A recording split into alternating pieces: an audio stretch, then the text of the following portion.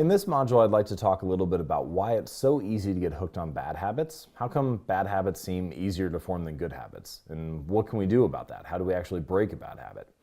It's a good question and an important one. And in order to understand it, we need to talk about how the brain works, how it's wired and designed, and what that means for the difference between good behaviors and bad behaviors.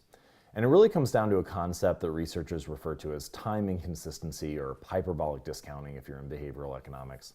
And the idea is that we treat time differently in our brains for present things and future things. In fact, you can actually think of your brain as divided amongst the present self, the person that's here in this moment right now, and the future self, the person that you plan for, that you think about, that you want to become a year from now or 5 years from now or even a day from now. And these two selves, the present self and the future self, scientists have found that they actually value things differently. So for example, when you set a goal for yourself, like I want to lose 50 pounds or I want to save more money for retirement, those are goals for your future self. You're thinking about the type of person you want to be in a year or the type of outcomes and gains that you want to have in a year and what you would like to achieve. And so those future rewards, those long-term rewards, are actually easier for your brain to consider and value when you think about your future self. However, when it comes time to act on those rewards, when we're in the moment, it's time to save the money, it's time to go to the gym, then you're no longer dealing with the future self. You're dealing with the present self, right? You're at the time when we must take an action, we must make a choice.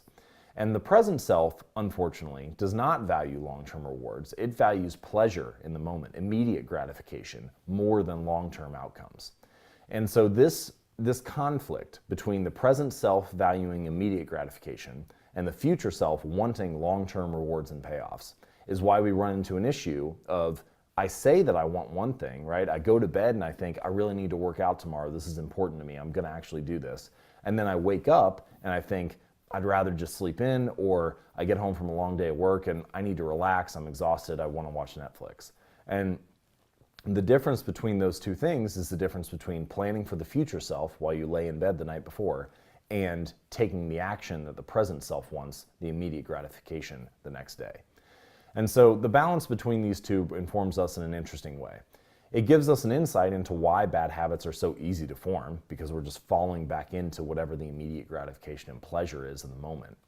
But it also gives us an insight into how we can break bad habits, what we can do to help manage that.